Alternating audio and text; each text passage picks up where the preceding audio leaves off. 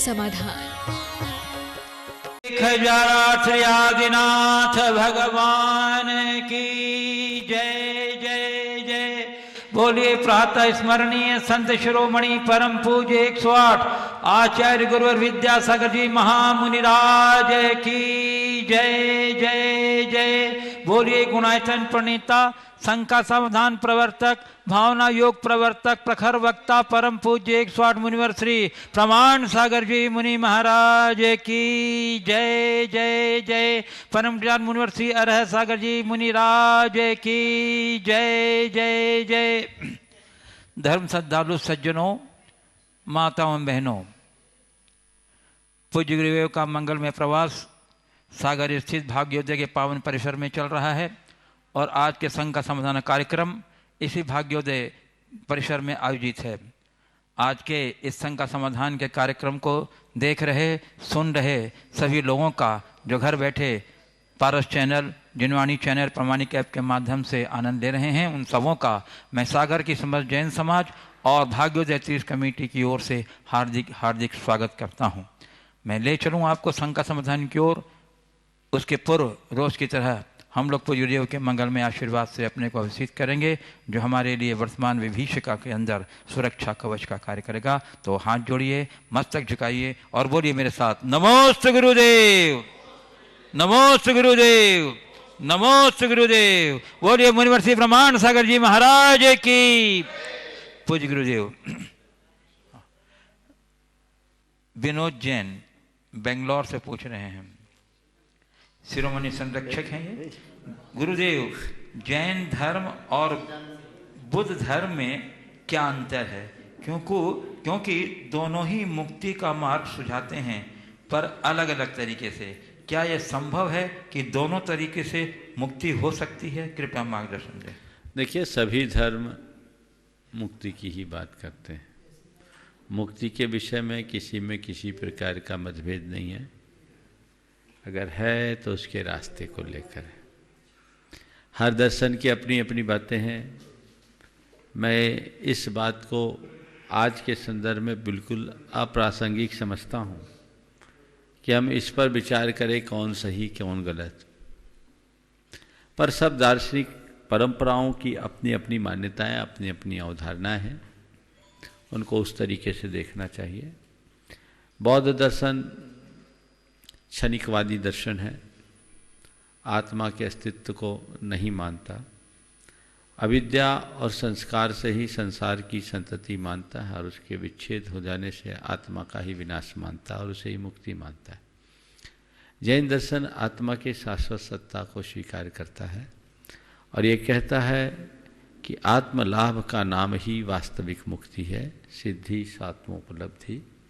आत्मा के परिपूर्ण गुणों के विकास का नाम ही मोक्ष है, जो हमारी क्रमिक साधना के परिणाम स्वरूप घटित होता है। उसके लिए हमें सम्यक दर्शन, ज्ञान और चारित्र को अपनाना होगा।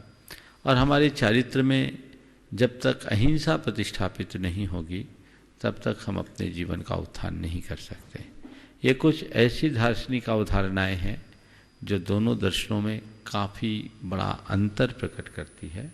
जैन दर्शन में, जैन परंपरा में जिस तरह की अहिंसा की अवधारणा है और उसका जिस तरह से अनुपालन करने की व्यवस्था है, वो अन्यत्र देखने में नहीं मिलती। बाकी ये बहुत विस्तृत विवेचना की अपेक्षा रखता है। आप इन्हें ग्रंथों से पढ़ करके जान सकते हैं। पूज्य गुरुदेव डॉक्टर अशोक सिंघई मकरोनिया सागर से पूछ रहे हैं, गुरुदेव विगत दिनों एक निर्भया कांड काफ़ी चर्चा में रहा, जिसमें शामिल 4 आरोपियों को तिहाड़ जेल में फांसी दी गई। यदि फांसी की सज़ा मिलने पर इनके मन में पश्चाताप का भाव आ जाता और वो मन से संलिखना की ओर अग्रसर हो जाते तो इसकी क्या परिणति होती? कृपया गुरुदेव समाधान करिए। देखिए, गलती करने के बाद अगर मन में पश्चाताप का भाव है तो काफ़ी अंशों में व्यक्ति अपने कर्मों को काट सकता है। आपने एक विचित्र प्रकार का सवाल खड़ा किया है कि फांसी की सजा युक्त अपराधी के हृदय में अंत में पश्चाताप हो, विवेक जागे और अपनी संलेखना ले तो उसकी क्या सदगति होगी। मेरी राय में ऐसे व्यक्ति को अपने कृत्य का फल तो मिल गया, लेकिन अंत में अगर वो पश्चाताप करता है और संलेखना जैसी स्थिति लाता है तो अपनी भावी दुर्गति से बच सकता है, इसमें कोई संशय नहीं। पर यह नहीं सोचना चाहिए कि ऐसा करके इस तरह के दुष्कृत्य से व्यक्ति बच सकता है। दुष्कृत्य जन पाप से बच सकता है, वो पाप तो भोग ही रहा है, उसे भुगतना ही। पूज्य गुरुदेव, सौरभ पत्नी जैन स्मृति नगर इंदौर से पूछ रहे हैं, गुरुदेव कल क्या है? क्या कल का कोई अंत है? आलसी लोगों के काम के लिए ही भगवान ने शायद कल का निर्माण किया है, कृपया समाधान कीजिए। बिल्कुल ठीक बात है। कल कुछ नहीं है। यदि हमने आज को खो दिया तो कल को वही टालता है जो आलसी है। और सच्चे अर्थों में देखा जाए तो जिसका आज है उसी का कल है। जिसने आज को खो दिया उसका कल कभी अच्छा नहीं होगा और सारे जीवन विकल होगा। इसलिए आज को लेकर चले, कल बाद में। पूज्य गुरुदेव, सुमन संतोष बिलहरा सागर से पूछ रहे हैं, गुरुदेव आचार्य श्री जी ने कहा कि गुरु ज्ञान सागर जी महाराज ने हमें ऐसा मंत्र दिया कि यदि नीचे की गहराई और ऊपर की ऊंचाई नापना चाहो तो कभी ऊपर नीचे मत देखना, बल्कि अपने को देखना। तीन लोग की विशालता स्वयं प्रतिबिंबित हो जाएगी। तो महाराज इसका क्या अर्थ हुआ, कृपया समाधान करें। देखिए, आचार्य महाराज ने किस संदर्भ में ये वाक्य कहा है, उस संदर्भ को देखे बिना मैं नहीं कह सकता किस संदर्भ में दिया है। आपने उनके किस वाक्य को, कौन से प्रवचनांश को या ग्रंथ का दिया है, पहले उसे उपस्थित करें। पूज्य गुरुदेव, काकू चक्रे सिंघई सागर से पूछ रहे हैं, हम व्यापारी लोग हैं, यदि हमारी दुकानें खुली हों और ग्राहक ना आए तो दिमाग घूम जाता है। मेरी शंका यह है कि प्रतिदिन हजारों भक्तों को बीच में रहने वाले पूज्य श्री आप इस समय क्या अनुभव कर रहे हैं? बड़ा आनंद का अनुभव कर रहे हैं। आपके में और हम में बड़ा अंतर है। आपके पास ग्राहक ना आए तो आप परेशान होते हैं। मैं तो देख रहा, लॉकडाउन में भी बहुतों का मन नहीं लग रहा है, लेकिन हमारे लिए तो ये लॉकडाउन बहुत अच्छा अवसर हो गया। इन दिनों हम अपने आप को बहुत रचनात्मक कार्यों में लगाए हुए हैं और ये हमारे लिए एकांत मिल रहा है। साधु तो एकांत ही चाहता है और इस एकांत के अवसर पर हम अपने लिए कुछ ज़्यादा समय दे पा रहे हैं, तो ये बहुत अच्छी बात है। और मैं चाहता हूँ कि थोड़ा थोड़ा होना चाहिए। और आप लोगों से भी मैं कहता हूँ, सरकार ने तो अपनी तरफ से विवश होकर के लॉकडाउन किया है। कम से कम सप्ताह में एक दिन तो लॉकडाउन रहो, देखो कितना रिचार्ज हो गया। मैंने इसका अभ्यास भी किया है पहले रतलाम चातुर्मास से लगभग 1 वर्ष तक, बल्कि उससे ज़्यादा 1.5 वर्ष तक। हर सोमवार को मेरा लॉकडाउन ही तो रहता था और बड़े आनंद में रहते थे। वस्तुतः जो आत्मध्यान को का रसिक साधक होता है वो निर्जन जनितादर है। उसके हृदय में केवल एक ही चाह रहती है, कब मैं अपने में आऊं। 2 तरह के लोग होते हैं, एक वे जो भीड़ के पीछे भागते हैं, दूसरे वे जिनके पीछे भीड़ भागती है। मुझे नहीं मालूम मैं क्या हूँ, पर मैं कभी भीड़ के पीछे नहीं भागा, इतना मुझे पता है और न भागना चाहता हूँ। पूज्य गुरुदेव, वैभव जैन मुंबई से पूछ रहे हैं, गुरु चरणों में भक्त का नमोस्तु। गुरु जी, मेरा क्वेश्चन ये है कि वो कौन से भाव का चिंतन मनुष्य को हमेशा करना चाहिए, विषम परिस्थितियों में भी प्राणी को संयम दे, और ऐसा क्या है जो राम जी को इतना शांत करता था कि जिसे कैकेयी माँ ने उनको वनवास दिया, राज्य ले लिया, पर उनने उन पर भी रंच मात्र क्रोध नहीं किया। गुरुवर कृपया मार्गदर्शन करें। यही आध्यात्मिकता का चमत्कार है। जिसकी सोच आध्यात्मिक होती है वो हर जगह सकारात्मक होता है। उसके अंदर संयम, धैर्य, संतोष और समता जैसे गुण स्वाभाविक रूप से प्रकट हो जाते हैं। ऐसे व्यक्ति के जीवन में चाहे जितने उतार चढ़ाव क्यों ना आए, एक ठहराव बना रहता है। वे रंच मात्र भी विचलित नहीं होते हैं। हमें चाहिए कि हम ऐसे लोगों से कुछ सीख लें और अपने जीवन को उस दिशा में आगे बढ़ाएं। पूज्य गुरुदेव मधुर जैन ललितपुर से पूछ रहे हैं, आगामी महावीर जयंती मनाने के यह तरीका किस हिसाब से सही है? इससे समाज का क्या मजाक तो नहीं उड़ जाएगा कि हम लोग अपनी खुशियां दिखा रहे हैं इस महामारी के टाइम में? अपार्ट फ्रॉम दैट हम सभी को ये नहीं करना चाहिए कि घर में बैठकर बंद रूम में एकांत में बैठकर भगवान महावीर की जाप दें और जितना हो सके भगवान महावीर के से कामना करें कि सब जगह शांति हो और प्रॉब्लम सॉल्व हो जाए। देखिए, सबका अपना अपना नज़रिया है। वर्तमान में महावीर जयंती के जिस कार्यक्रम को आप सबके लिए बताया गया है, बहुत सोच समझ कर बताया गया है और मेरी राय में ये कार्यक्रम बहुत ही अनूठा कार्यक्रम है और इसके बहुत सारे लाभ हैं। जहाँ तक एकांत में बैठ कर के जाप पाठ करने का सवाल है, वो तो हम लोग रोज कर ही रहे हैं और प्रतिदिन सामूहिक जाप भी हो रहा है, वो तो हम कर रहे हैं। लेकिन ये क्षण है जब लोगों के मन की हताशा, पीड़ा, अवसाद और दुख से बाहर निकालने के लिए हमें उल्लास का वातावरण बनाना होगा। वो उल्लास अगर हमारे अंदर प्रकट होगा तो और भी लोग उल्लसित होंगे। हम भगवान की जन्म जयंती मना रहे हैं, अपना उल्लास प्रकट नहीं कर रहे हैं, सारे संसार में उल्लास की ज्योत जलाने का प्रयास कर रहे हैं। आज प्रधानमंत्री जी ने जो अपने संदेश में सबको प्रकाश करने का जो संदेश दिया है, उसके पीछे भी यही मकसद है। ये एक प्रतीकात्मक कदम है जिससे सामूहिकता का वातावरण बनता है। हमारे यहाँ नीति कहती है कि लोक में चाहे कैसी भी विषमता क्यों ना हो, उत्सव हमारे अंदर बना रहना चाहिए, अन्यथा अराजकता शांत नहीं होती। तो उत्सव के तरीके हैं। आज हम सामूहिक रूप से वैसे उत्सव नहीं तो जलसा कर ही सकते हैं। दूसरा, भगवान महावीर के अनुयायी भी समाज में हैं और कुछ अच्छा करना चाहते हैं, ये भी हम समाज के बीच प्रकट कर सकते हैं, एक शुभ अवसर है।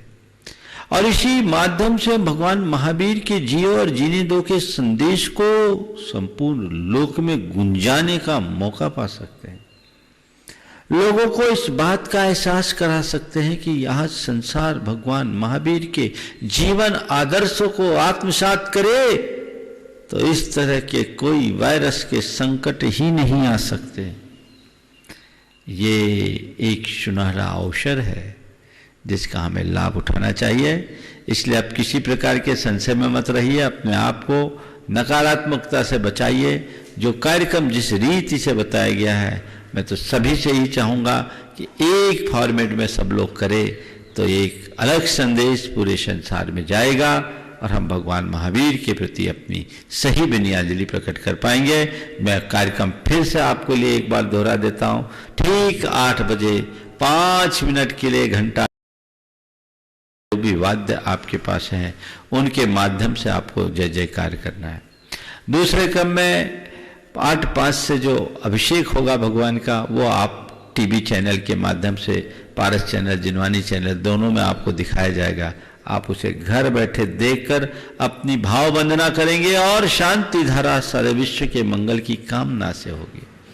वो आप घर से ही करेंगे और फिर उसके बाद 15 मिनट की पूजन होगी।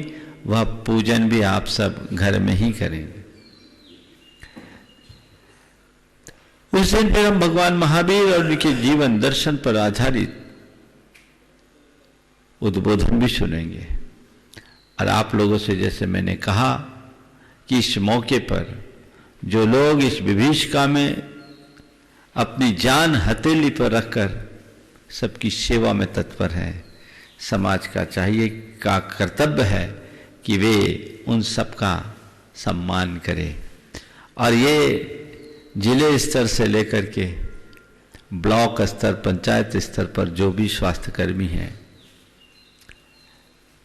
स्थानीय प्रशासन के कर्मी हैं, पुलिस प्रशासन से संबद्ध लोग हैं, जिनने वाकई में लोगों के लिए काम किया है, एक मीडिया भी इससे जुड़ा हुआ है, इनके लोगों को चयनित करके आप उन्हें सम्मानित करें, उन्हें चुनाव करें और एक अच्छे मौके पर सभी का हम विशेष रूप से सम्मान करेंगे जब लॉकडाउन खत्म होगा।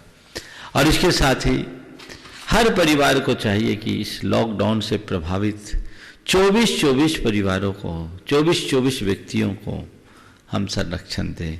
अगर एक एक परिवार 24 व्यक्तियों को देता है तो जैन समाज एक बहुत अच्छा आदर्श प्रस्तुत कर सकता है। ये सामूहिकता का वातावरण बनाने के लिए बहुत जरूरी है।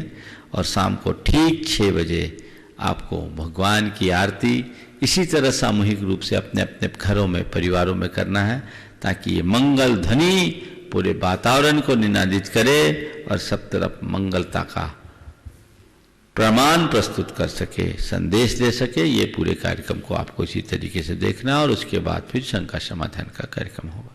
पूज्य अविनाश जैन विदिशा समाज के प्रवक्ता पूछ रहे हैं, यदि आप परिवार में किसी को कोरोना रोग के लक्षण दिखने लगें, वैसी परिस्थिति में परिवारजन अपनी सुरक्षा के लिए उसे लावारिस छोड़ दें, उपेक्षित कर दें, तो यह कहाँ तक उचित है? हम शासन का निर्देश पालें या मानवता के नाते उसका साथ दें? अरे जिंदे को संभालो, मरने के साथ क्या मानवता? मानवता तो जिंदे के लिए है। जो मर गया, मुर्दों के लिए कोई मानवता नहीं होती। अगर किसी के मृत काया से, क्या बोला? मृत काया का नहीं, कोरोना रोग के लक्षण दिखने लगे, हाँ, वैसी परिस्थिति में परिवारजन अपनी सुरक्षा के लिए उसे लावारिस छोड़ दें, उपेक्षित कर दें, या कहाँ तक उचित है? हम शासन का निर्देश पालें या मानवता के नाते? देखिए, नहीं, जहाँ संक्रामक बीमारियां होती है वहाँ हमें सुरक्षित दूरी रखनी चाहिए। और ये उन्हें लावारिस नहीं छोड़ रहे हैं, ये एक मर्यादा है, क्योंकि एक से ये चेन अनेक में जाएगी। गंदगी जहाँ है उसे वहीं रोकना चाहिए। गंदगी को मिटाना मानवता है, गंदगी को फैलाना नहीं। बीमारी को मिटाना मानवता है, बीमारी को फैलाना नहीं। यदि कोई इस तरह की भावना में बहकर इस तरह के संक्रमित व्यक्ति के निकट जाता है तो वह एक चेन बनाने का अपराध करता है, जो पूरी मानव जाति के प्रति बड़ा संगीन अपराध है। हमें ऐसे अपराधों से बचना चाहिए और इस तरह की प्रवृत्ति से बच करके चलना चाहिए। एक और विशेष बात जो यहाँ, जिसका उल्लेख तो कल ही करना था पर मेरे मानस से दूर हो गया था। कल, जैसा आप सबको पता है, हमारे समाज के सिरमौर अशोक जी पाटनी को मातृशोक प्राप्त हुआ। और मातृशोक ये पूरे समाज के लिए एक बहुत बड़ा शोकपूर्ण संदेश है। लेकिन ऐसी घड़ी में भी वे सब लोग अपने और अपने परिवार को बहुत अच्छे से संभाले हुए हैं। मैं, चूँकि अशोक जी आज जो कुछ भी हैं वो अपनी माताजी के कारण हैं, पिताजी के कारण, उनके संस्कार। अशोक जी पाटनी RK मार्बल, उनको मातृशोक हुआ, उनकी माताजी कल नहीं रही। तो आज ये एक परिवार को हम सबके समाज के बीच जिसने दिया, उस माता का बहुत ही बड़ा योगदान है। आज वो हमारे बीच नहीं है। ये लोग देखिए, इस कोरोना के, इस संक्रमण के, लॉकडाउन के काल में कल उनका तीसरा है, और तीसरे में भी वो वैसे नहीं करेंगे जैसे सब कर रहे हैं। तो यही एक समझदारी भरा कार्य होता है और हमको इसी तरह से कार्य करना होगा। मैं अशोक जी के परिवार को आशीर्वाद देना चाहता हूँ, पूरे परिवार को, कि इस विपदा की घड़ी में वे धैर्य रखें और इस घटना को शोक का निमित्त बनाने की जगह वैराग्य का निमित्त बनाएं और आगे बढ़ाएं। पूज्य गुरुदेव, अभी भी सूचना आई है कि इन्होंने इस समय में इस आपदा से भिड़ने के मुकाबला करने के लिए 1 करोड़ रुपया सरकारी फंड में बहुत दिया है। आगे मैसेज, बहुत बहुत आशीर्वाद है अशोक जी, उनके पूरे परिवार के लिए, सुशीला जी, अशोक जी, सभी को। हाँ, पूज्य गुरुदेव, अशोक सी गांधी, पार्ले पॉइंट, सूरत, गुजरात से पूछ रहे हैं, गुरुदेव, प्रशंसा चारित्र की होनी चाहिए, चित्रों की नहीं। क्योंकि चित्र बनाने में कुछ ही दिन लगते हैं और चरित्र बनाने में पूरा जीवन लग जाता है। महाराज हमको बताएं कि हम अपना चरित्र कैसे बनाएं कि हमारा जिंदगी सार्थक हो जाए। देखिए, चित्र और चरित्र दोनों अपनी जगह है। आपने बिल्कुल ठीक कहा, चित्र बनाने में कुछ समय लगते हैं, चरित्र बनाने में सारा जीवन। लेकिन थोड़ा सा आप व्यापकता से देखिए, चित्र भी यूं ही नहीं बनता। चित्र तब बनता है जब हर रेखाओं को हम सलीके से खींचते हैं। सलीके से खींचने पर वो चित्र होता है और बेतरबी से खींचने में विचित्र हो जाता है। यदि हम सलीके का जीवन जीते हैं तो हमारा जीवन भी चित्र की तरह जड़ा जाने लायक होता है, और अगर हमारे जीने का सलीका ठीक नहीं होता तो जीवन विचित्र हो जाता है। तो हम अपने चरित्र को अच्छा बनाएं। जिनका चरित्र अच्छा होता है उन्हीं के चित्र की पूजा की जाती है, और जो केवल ऊपर के चित्र तक सिमट के रह जाते हैं, अपने चरित्र पर ध्यान नहीं देते, वो कोई आदर्श नहीं रख पाते। तो चरित्र के प्रति हमारा ध्यान होना चाहिए। आपने पूछा है कि हम अपने चरित्र को कैसे निर्बल बनाएं जिससे अपने जीवन को आदर्श बना सकें। मैं इतना ही कहूँगा कि चरित्र को ऊंचा उठाने के लिए अपने मन में दृढ़ संकल्प लें। संकल्प ही सिद्धि का आधार है। आप जब तक अपने मन को संकल्प से नहीं बांधेंगे, आप अपने चरित्र में निखार नहीं ला सकते। दूसरी बात, ऐसे सत्पुरुषों का सानिध्य पाएं जिनने अपने चरित्र को उज्जवल बनाया, और जिनके संपर्क में आने से हमें अपने चरित्र को उज्जवल बनाने की प्रेरणा मिलती है।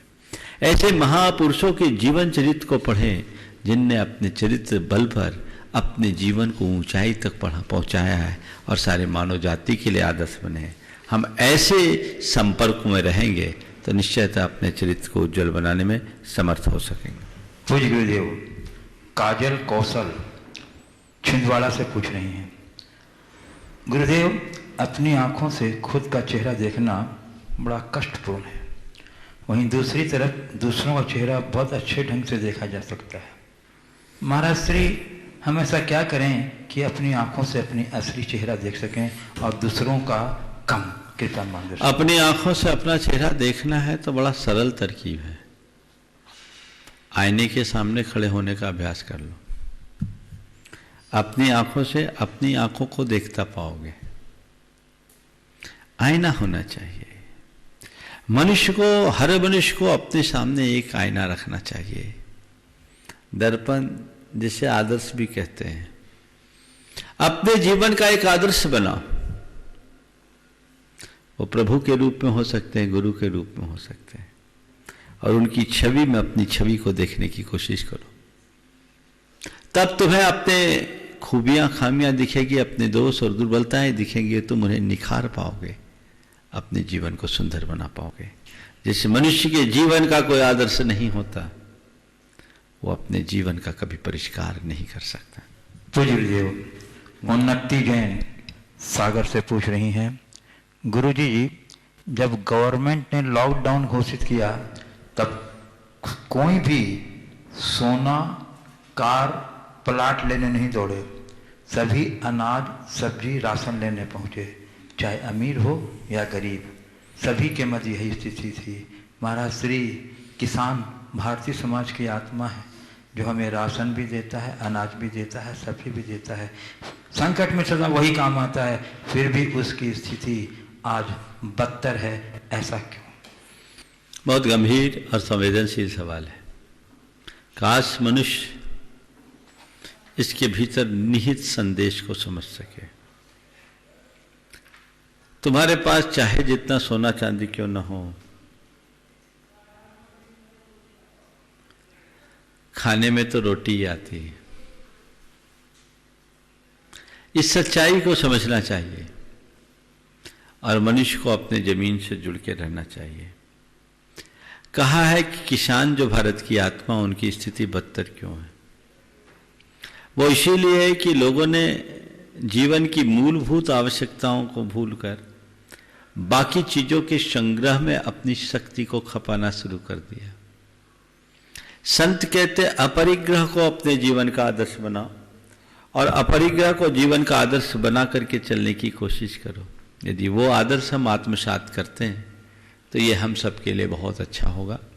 और ये समय बता रहा है कि सब कुछ हो, अगर तुम्हारे खाने पीने की व्यवस्था न हो तो तुम सब कुछ पा करके भी एक एक दाने अनाज और एक एक बूंद पानी के लिए तरस सकते हो।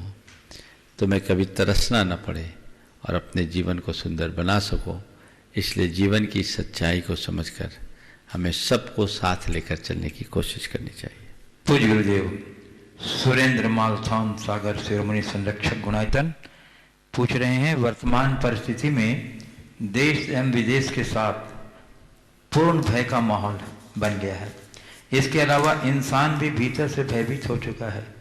महाराज जी, अब आप बताएं, जीवन चक्र में अब आगे क्या पहलू होना चाहिए? देखिए, भय खाने से तो कोई फायदा है नहीं, भयभीत तो बिल्कुल नहीं होना चाहिए। और जैसा मैंने पहले भी कहा था, न मे मृत्यु कुतो भूति न मे व्याधिर कुतो व्यथा, ना हम वृद्धो न बालो हम न जीवै तानि पुद्गले। हर पल एक ही बात सोचनी चाहिए। हम तो भारत में जन्मे हुए लोग हैं जो आत्मा की अमरता पर विश्वास करते हैं। जब मेरी मृत्यु है ही नहीं तो मैं डरूं कैसे? और जब मैं बीमार पढ़ ही नहीं सकता तो मुझे दुख कैसा? तन की बीमारी है और तन उत्पन्न होता है, तन नष्ट होता है, एक दिन नष्ट होना है। और शरीर में अगर बीमारी आई है तो आएगी। हाँ, न मैं बाल हूं, न मैं वृद्ध हूं, न युवा हूं, ये तो सब ऊपर की परिणति है। मैं तो चेतन आत्मा हूं, हमें इसे कभी भूलना नहीं चाहिए। हाँ, ये शरीर हमारे जीवन के निर्वाह का और हमारे धर्म साधन का माध्यम है। इसलिए इसे हम लेकर चले, इसके प्रति सतर्क रहें, सावधान रहें और सभी अपने जीवन चक्र को ठीक तरीके से पूरा कर सके। ये प्रयास तो समझदारी भरा है, लेकिन भय और खौफ अपने मन में भरना कतई सही नहीं कहा जा सकता। तो अपने आप को उससे मुक्त करें, समझदारी का काम करें, मंगल भावनाएं भाएं और दिमाग से इस भूत को उतार दीजिए। ये मान करके चलिए, सब ठीक होगा, सब ठीक होगा, सब ठीक होगा। रोज भावना योग के माध्यम से आप लोगों को यही संदेश दिया जा रहा है। सावधानी रखिए, घबराइए नहीं। लेकिन मैं विचित्रता देखता हूं, लोग घबरा रहे हैं, सावधानी बिल्कुल नहीं रख रहे हैं। जब तक आप लापरवाही करेंगे तब तक इस समस्या का निदान नहीं। और आपने अपने मन पर लगाम लगा दिया, संयम और संकल्प को आपने अगर आत्मसात कर लिया, अपने आप को लक्ष्मण रेखा के भीतर समाहित कर लिया, तो ये संकट अति शीघ्र दूर होगा। पूज्य गुरुदेव नरेश पांड्य जीवनी मंडी आगरा अपने परिवार की ओर से नमोस्तु निवेदित करते हुए पूछ रहे हैं, लक्ष्मण ने भाई राम के लिए महलों का सुख त्यागा पर रहे उनके साथ। दूसरी ओर भरत राम से दूर रहे पर महल में रहते हुए राज सिंहासन नहीं स्वीकारा, वैरागी की तरह रहे। मैं यह जानना चाहता हूँ कि भ्रातृत्व के धरातल पर दोनों में से किसका त्याग श्रेष्ठ है तथा इनके त्याग से जनमानस को क्या संदेश मिलता है? ये मैं नहीं कहूँगा, हमारे गुरुदेव ने एक बार कहा था कि भरत का त्याग बहुत ऊंचा है। जो राज्य पाकर के भी राज्य छोड़ रहे हैं। एक को वनवास मिला और वो वनवासी की तरह रहे, और दूसरे को राज मिला और राज को स्वीकार करने की जगह एक स्थानापन्न नरेश की भांति रहे और बैरागी की भांति रहे। ये उदाहरण केवल भारत में ही देखा जा सकता है और भारत का भी इकलौता उदाहरण है। इसी बात को मैथिली शरण गुप्त ने इन शब्दों में लिखा थे, मेदिनी पति भी यहाँ भक्त और विरक्त से, प्रजा शांति हेतु ही वे राज कार्यासक्त थे। तो भरत जी बैरागी, घर में ही बैरागी की जो उक्ति है वो बड़ी सार्थक है। अगर मुझसे पूछो तो लक्ष्मण श्री राम के अनुचर बनकर उनके साथ रहे तो सच्चे अर्थों में जैसा भरत के विषय में कहा जाता है कि श्री राम के प्रथम सेवक थे, तो भरत का वह भ्रातृत्व लक्ष्मण से कहीं और अधिक ऊंचा था और राम के हृदय में भी भरत के प्रति लक्ष्मण से कहीं ऊंचा स्थान था, जो आपने रामायणों में देखा भी। पूज्य गुरुदेव, शैफाली राजेश जैन काव्यांजलि इंदौर से पूछ रहे हैं, गुरुदेव, इस दुनिया में ऐसा कोई भी कार्य नहीं है जो बिना किसी माध्यम के फल देता हो। जैसे स्वाद निर्भर है जीव पर, जीव निर्भर है स्वास्थ्य पर, स्वास्थ्य निर्भर है हमारी दैनिक चर्या पर, दैनिक चर्या निर्भर है मनुष्य पर, मनुष्य निर्भर है प्रकृति पर। इसी प्रकार ये चेन आगे चलती रहती है, ये जानते हुए भी कि किसी एक भी माध्यम के अभाव में हम कुछ भी नहीं कर सकते।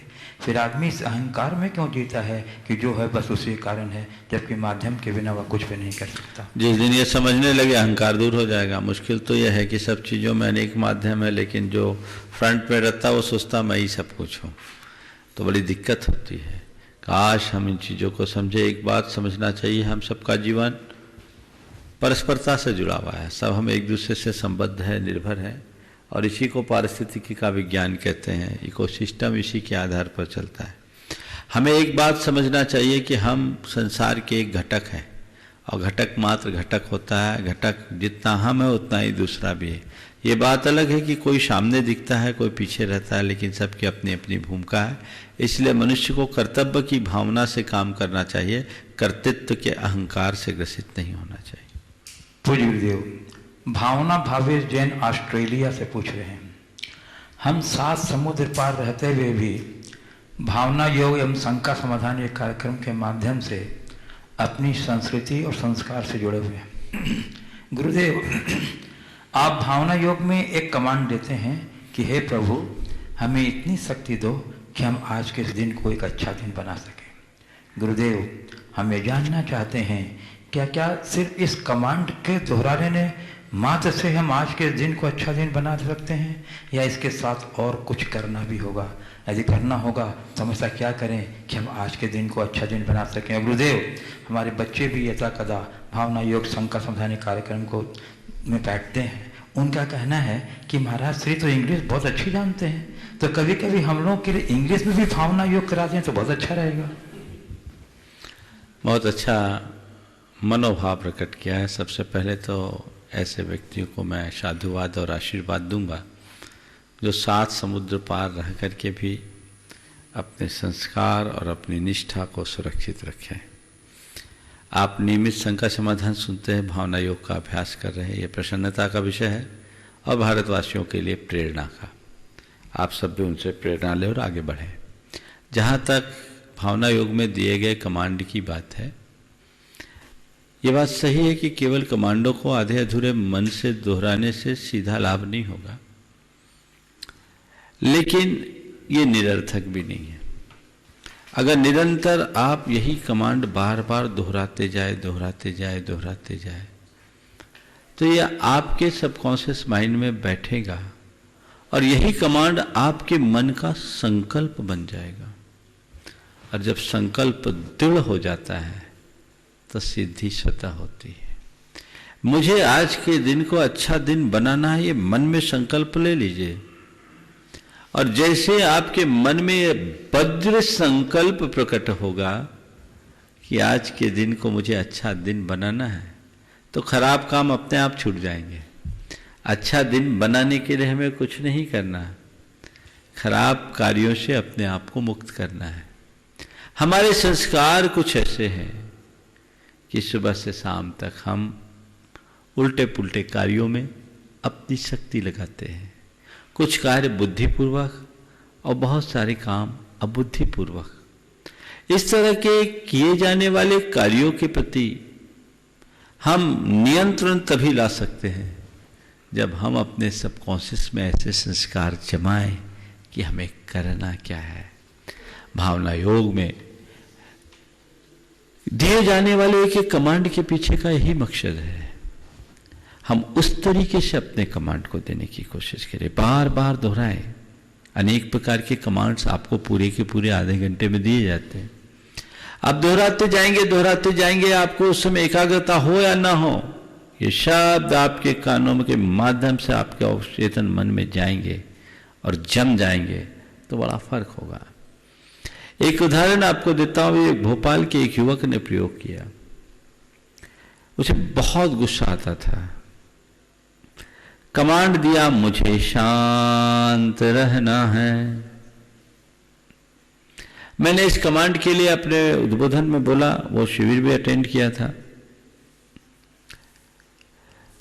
कि आप इसे जहां आप दिन भर में 100 बार इसे अकेले में दोहराइए, 108 बार दोहराइए, मुझे शांत रहना है। अपने मोबाइल की रिंगटोन में डाल दीजिए, मुझे शांत रहना। उसने मेरी वॉइस ले लिया था, रिंगटोन में था, मुझे शांत रहना है। अपने दरवाजे पर लिख दिया, मुझे शांत रहना है। अपनी टेबल पर लिख दिया, मुझे शांत रहना है। और तो और उसने मुझे दिखाया, उसने अपने मोबाइल मोटरसाइकिल की डिक्की में लिख दिया, जो उसमें पेट्रोल की जो टंकी होती है उसमें, मुझे शांत रहना है। और आप सुन करके ताज्जुब करोगे, उस युवक ने मुझे खुद ने बताया, महाराज मैं प्रचंड क्रोध की मूर्ति था, आपकी इस भावना योग के प्रताप से आज बिल्कुल शांत हो गया हूं। महाराज इसका ऐसा जादू हुआ है कि जब कभी भी गुस्सा का कोई निमित्त आता है, अंदर से आवाज आती, मुझे शांत रहना है। और उसने एक बात और जोड़ी, बोले महाराज जी आपकी आवाज मेरे रग रग में रम गई है। वो ऐसा लगता है जैसे आप मेरे भीतर बैठकर मुझसे कह रहे हैं मुझे शांत रहना है। तो ये कमांड है, जादू है। आप करिए, और एक काम और करिए, इसके साथ अगर बन सके तो इसे विजुअलाइज करते हुए कहिए, मुझे शांत रहना है। तो आप अपनी जो शांत छवि है उसे अपने सामने रखिए कि मुझे अपना ये चेहरा चाहिए। बहुत फर्क पड़ेगा, इसलिए भावना योग आप करते रहिए, फर्क पड़ेगा। जहाँ तक अंग्रेजी की बात है, अंग्रेजी में भी किया जा सकता है, पर इसमें जिन मंत्रों का मैं प्रयोग करता हूँ, हिंदी में और संस्कृत में जिस तरह के वाइब्रेशंस मिलते हैं, अंग्रेजी में उतने वाइब्रेशंस कम मिलते हैं। बहुत लोगों की मांग है, देखिए कहीं योग बना तो उसके लिए देखूंगा, पर मुझे एक पता नहीं, भरोसा नहीं कि उसका प्रभाव कितना पड़ेगा, क्योंकि मैं अंग्रेजी बोलता कम हूँ। तो ये सब चीज़ें उस तरह की वाइब्रेशन कितना उत्पन्न करेगी उस पर निर्भर करता है, उसकी प्रभावकता कितनी हो। मैं तो लोगों से कहूँगा बहुत छोटे से तो शब्द हैं, जितने भी शब्द है एक बार उनका अर्थ जानना है, अर्थ जान लो और उसके बाद मूल मातृभाषा में दोहराओ। या जो लोग हिंदी भाषी नहीं हैं, गैर हिंदी भाषी हैं, वे भी इसका एक बार अर्थ सुन के समझ के यदि इसे दोहराते हैं तो यहाँ भाषा कम, भावों का चमत्कार ज़्यादा होगा, वो लाभ ले सकते हैं। पूज्य गुरुदेव मुकेश जैन ढाना जो पत्रकार हैं यहाँ सागर समाज के, वो अपनी एक बात रख रहे हैं कि महाराज श्री, कल आपने मेरे प्रश्न का जवाब दिया था, आज फिर मेरा निवेदन है कि जो जो लोग यह कार्यक्रम देख रहे हैं वे 4 और 5 अप्रैल को अखबारों तथा सोशल मीडिया के माध्यम से महावीर जयंती मनाने का स्वरूप प्रकाशित कराएं। 6 अप्रैल की शाम को पुनः अपने कस्बों नगरों से समाचारों को फोटो सहित पत्रकारों को भेजें उनका, ताकि प्रकाशन हो सके। साथ ही 31/3/1988 को सोनागिरी में गुरुदेव मुनि श्री प्रमाण सागर जी की दीक्षा हुई थी। महावीर जयंती पर आप सागर में विराजमान हैं, आपका 32वां दीक्षा दिवस है। हम कैसे मनाएं, क्योंकि कार्यक्रम तो होते हैं, होने तो हैं, इन समाज को कार्यक्रम भी जरूर करना है। कृपया गुरुदेव मार्गदर्शन दें। देखिए, महावीर जयंती के विषय में जो बातें आप सबसे कही जा रही है बिल्कुल ठीक है, और मीडिया के माध्यम से इसका प्रचार प्रसार होना चाहिए। जो सुझाव मुकेश भाई ने दिया है वो सुझाव बहुत ही अच्छा है और सबको उसका लाभ लेना चाहिए, और यही जागरूकता का संदेश सभी को देना चाहिए। सभी लोग जो इस कार्यक्रम को देख और सुन रहे हैं, अपने संपर्क में आने वाले लोगों को इससे अपडेट कराएं, ताकि ये लोग अधिक से अधिक फैला सकें। जहाँ तक दीक्षा दिवस का सवाल है, बिल्कुल ठीक है। ये मेरा परम सौभाग्य है कि भगवान महावीर के जयंती के दिन मुझे भगवान महावीर के प्रतिनिधि बनने का सौभाग्य गुरुदेव की कृपा से मिला। उन्होंने मुझे भगवान महावीर का प्रतिनिधि बनाया। ये मेरे लिए स्वर्णिम क्षण है। पर दीक्षा दिवस मनाने की जहाँ तक बात है, दीक्षा दिवस तो हम रोज मनाते हैं। हमें तो रोज अपने दीक्षा दिवस को याद करना होता है। हम याद करते हैं ताकि हमें हमारे जीवन के मूलभूत प्रयोजन का पता लगे। लेकिन इस वर्ष बहुत सारे भक्त लोग दीक्षा दिवस विशेष रूप से मनाने के लिए आते हैं, पर इस वर्ष दीक्षा दिवस का कोई अतिरिक्त कार्यक्रम नहीं होगा, इसलिए मैंने यहाँ चर्चा भी नहीं करने दी। इन लोगों ने बहुत सारी चर्चाएं की, महाराज दीक्षा दिवस, दीक्षा महावीर जयंती का कार्यक्रम है और महावीर जयंती को ही हम सबको मनाना है। और आप मान करके चलिए जो हमारे दीक्षा दिवस में सहभागी बनना चाहते हैं, महावीर जयंती के इस कार्यक्रम को व्यापक स्वरूप दे करके जन जन तक फैला दें। मैं समझूंगा यही आपकी सच्ची श्रद्धा और भक्ति की अभिव्यक्ति होगी और इसी में आप अपना दीक्षा दिवस जैसा मान लीजिए। अलग से किसी कार्यक्रम करने की कोई आवश्यकता नहीं। पूज्य गुरुदेव प्रकाश पाटनी अजमेर सेवायतन उपाध्यक्ष पूछ रहे हैं, गुरुदेव सब कुछ जानना या सीखना ही ज्ञान है या कुछ चीज़ों को नज़रअंदाज करना भी ज्ञान है? देखिए, सीखना, स्वीकारना, जानना और नज़रअंदाज करना ये है क्या? ये सब ज्ञान की ही परिणति। किसे ग्रहण करना और किसे छोड़ना ये ज्ञान की पहचान है। हमारे यहाँ अध्यात्म के क्षेत्र में एक शब्द आता है, हेयोपादेय का ज्ञान।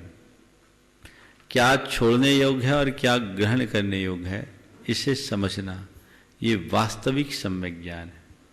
तो हमें नज़रअंदाज करने की कला भी अपने भीतर विकसित करनी चाहिए। नज़रअंदाज ही नहीं, कुछ चीज़ों को प्रतिज्ञापूर्वक नकारना भी चाहिए। जब तक हम ग्राह्य को ग्रहण न करें और त्याज्य को छोड़ेंगे नहीं, तब तक अपने जीवन का उत्कर्ष नहीं कर सके। पूज्य गुरुदेव छायाडाला में भी कहा है, महाराज याद दिला रहे हैं, बिन जानते दोष गुणन को कैसे तजिए गहिए। चलिए। दिल्ली से गुणायतन ट्रस्टी कीर्ति जैन मेट्रो पूछ रही हैं, गुरुदेव कहा जाता है कि guilt always looks for punishment and punishment creates pain. तो गुरुवर अगर कोई पेन या दर्द में हो तो ये मान लेना चाहिए कि वो गिल्ट है, या इस वाक्य को कैसे समझना चाहिए? गिल्ट जिसे होता है उसे पेन होता है, इसमें कोई संशय नहीं। लेकिन जहाँ पेन है वहाँ गिल्ट हो, कोई जरूरी नहीं। तो पहली बात तो यह है कि अगर गिल्ट है और पेन हो रहा है तो गिल्ट को गला दो, पेन खत्म हो जाएगा।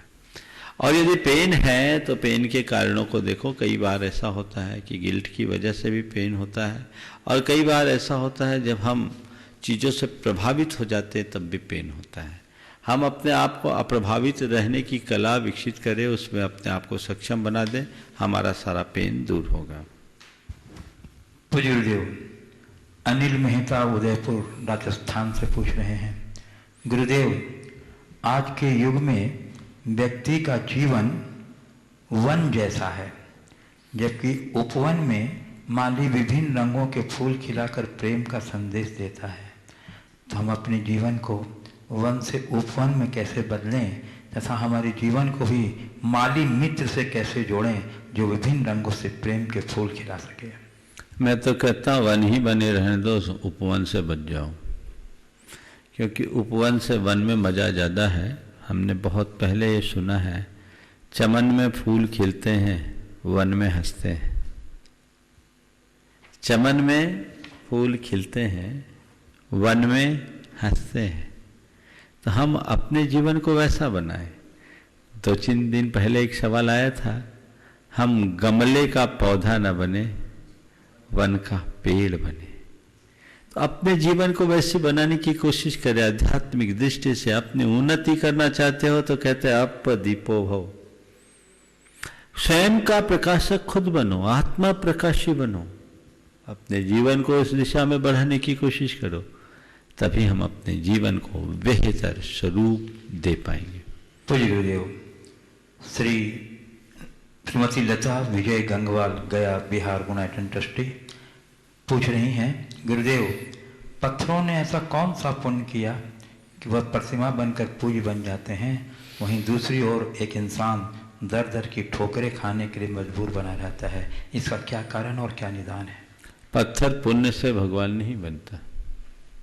ये गलत धारणा है कि पत्थरों का कोई पुण्य है जो वो भगवान बना।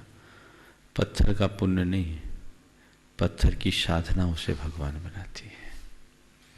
पत्थर का पुण्य नहीं, पत्थर की साधना उसे भगवान बनाती है। हर पत्थर भगवान थोड़ी बनता है। वही पत्थर भगवान का रूप धर पाता है जिसे सलीके से तराशा जाता है। और तराश तभी होती है जब उस पत्थर को अनेक हथौड़ों और छेनियों का प्रहार झेलना पड़ता है, अपने रोम रोम को छलनी करना पड़ता है, शिल्पी के आघातों को सहज भाव से सहता है, तब कहीं जाकर पत्थर भगवान बन पाता है। संत कहते हैं जो मनुष्य स्वयं को साधना के निकष पर कस ले, साधना की कसौटी पर कस देता है, वही मनुष्य मनुष्य न होकर महामानव बन जाता है। हर मनुष्य के भीतर ये क्षमता है, ये शक्ति है, बशर्ते वो उद्घाटित करे, साधना के मार्गों को अंगीकार करे और जीवन को आगे बढ़ाए। पूज्य देव, हमारे दर्शक बड़ी बेसब्री से प्रतीक्षारत हैं आपके संक्षिप्त भावना योग के लिए। उसके पूर्व एक प्रश्न मैं पूछ रहा हूं। मोदी संजय जैन बाकल, गुरुदेव, पतझड़ आने पर भी पेड़ पूर्ण रूप से सूखने के बाद भी पूरी ऊर्जा के साथ इस विश्वास से खड़ा रहता है कि जल्दी बसंत आएगा और वह पुनः हरा भरा होगा, और ऐसा होता भी है।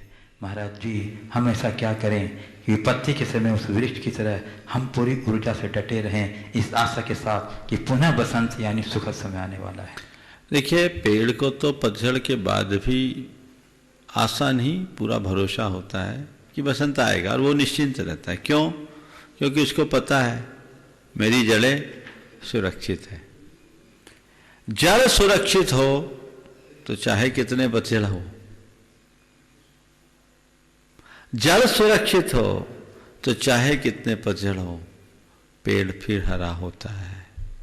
मैं भी आप सबसे कहता हूं, जीवन में चाहे जैसे और चाहे जितने पतझड़ क्यों ना आए, अपने जड़ को सुरक्षित रखिए, जड़ को सुरक्षित रखिए। आपका जीवन वृक्ष सदैव हरा बना रहेगा। निष्ठा को कहीं से न डगमगाने दें। यदि वह सुरक्षित और सलामत है तो सब कुछ खुद ब खुद ठीक बन जाएगा, और अपने जीवन को उसी अनुरूप बनाने की कोशिश करना चाहिए। तो गुरुदेव, मैं चाहता हूं कि देखिए, भावना योग के विषय में बताने से पहले कुछ संदेश आज मैं जरूर देना चाहता हूं। वर्तमान में लॉकडाउन का दौर चल रहा है, पूरा विश्व संकट के दौर से गुजर रहा है। सभी लोग इस संकट को दूर करने के लिए जी जान से लगे हुए हैं। शासन और प्रशासन भी इसमें रात दिन एक कर रहा है। आज मेरे पास प्रशासन के कुछ अधिकारीगण एक निवेदन लेकर के आए, और निवेदन पूरे देश में एक संदेश चले जाए। अभी भी कुछ लोग गलतियां कर रहे हैं, आप गलतियों से बचिए। उनका कहना था कि मंदिर तो फिर भी बंद हो गए, लेकिन महिलाएं, खासकर महिलाएं, आज प्रशासन के अधिकारी मेरे पास विशेष से आए, उसमें पुलिस अधिकारी भी थे। उनका कहना था कि महाराज, मंदिर बंद होने के बाद भी महिलाएं मंदिर में भीड़ लगा रही है, ये एक दरवाजे पे खड़े हो रही हैं, ये एक बड़ी समस्या बन रही है। आप लोगों के कहने के बाद भी लोग नहीं सुन रहे हैं। आप इस बात पर लोगों को कहिए। इस बात को लेकर के पूरा प्रशासन, वो नहीं तो प्रशासन को कार्यवाही भी करनी पड़ सकती है, और कर भी रहे हैं। तो मैं आप सबसे कहना चाहता हूं, अपने आप पर संयम रखिए। ऐसे दर्शन से आपको कोई बड़ा लाभ नहीं होने वाला है, बल्कि पुण्य की जगह पाप भी कमा लोगे। कुछ लोग सोचते हैं हम दरवाजे से दर्शन कर ले, ये राग किस बात का? आप संयम में रखिए, घर के दरवाजे से नीचे पांव मत रखिए। और आज एक बड़ी बात कही गई कि अब जिस तरह की परिस्थितियां निर्मित हो गई है, स्टेज 3 की ओर मुड़ रहे हैं। अगर सही समय पर ठीक तरीके से नियंत्रण नहीं हुआ और 3rd स्टेज पर आ गए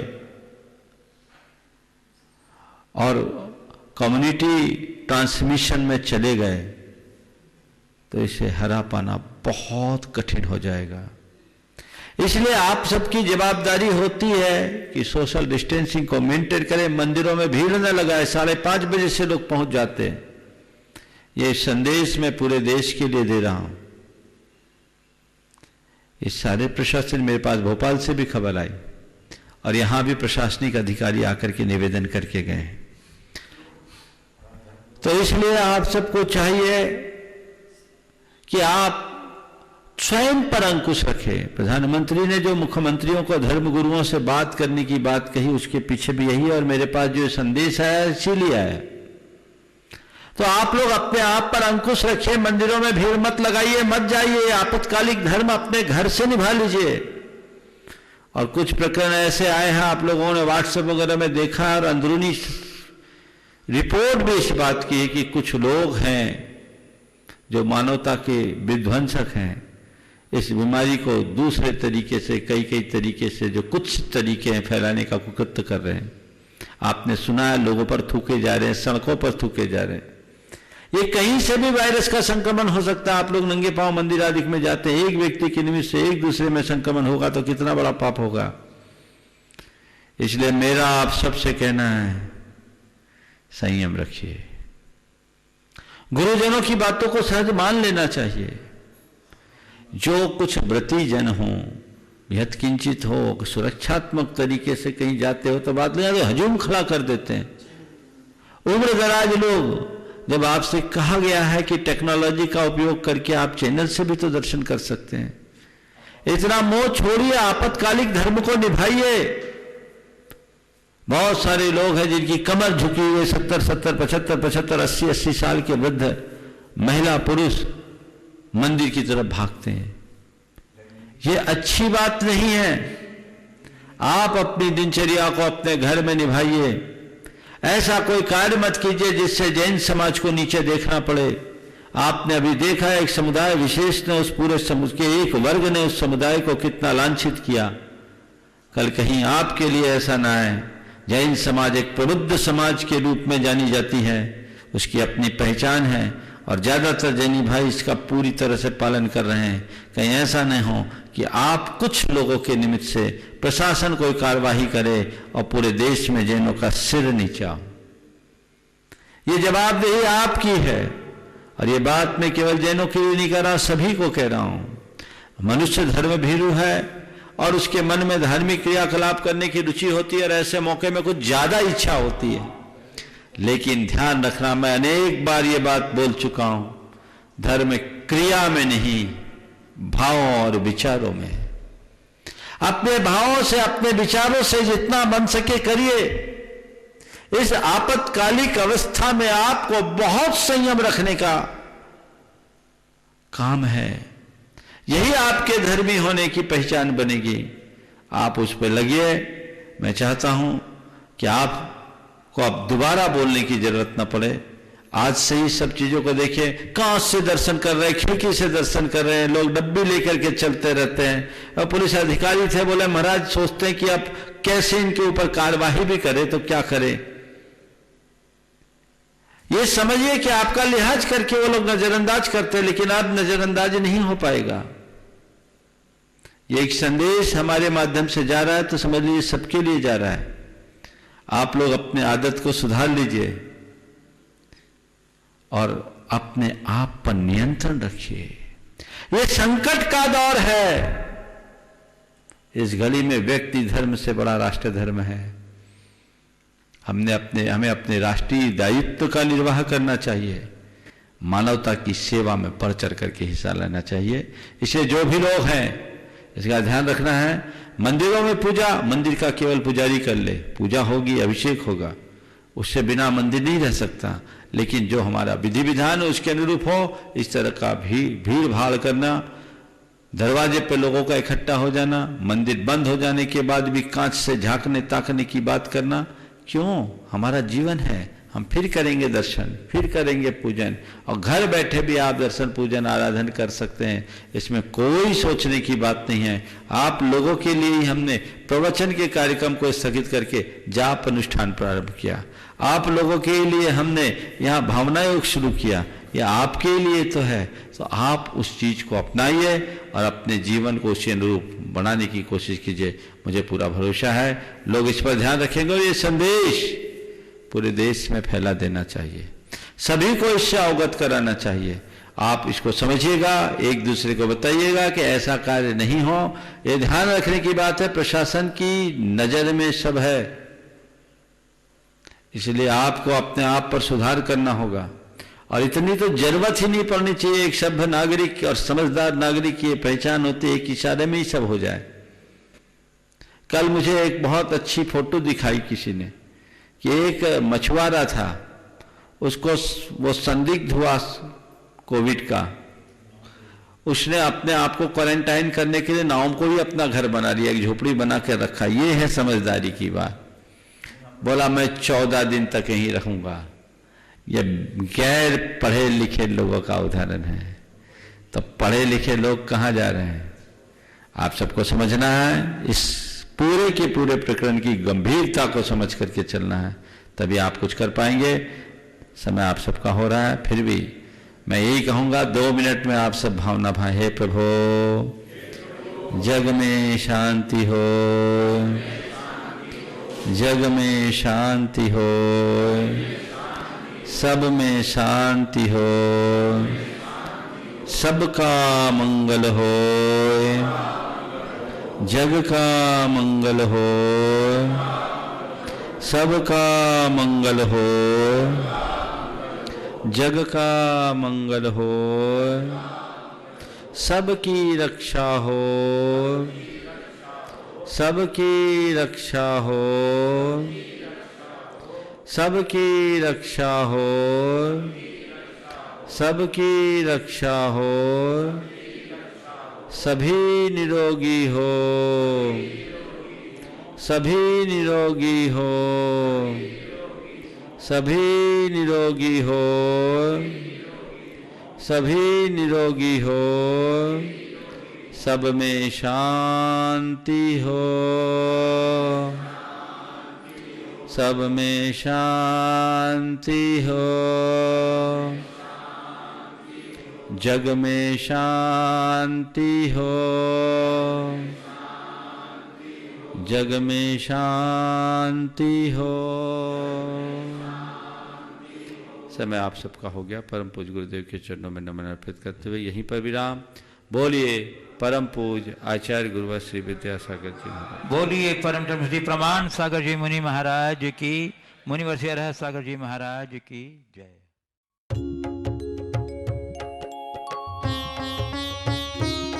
शक का समाधान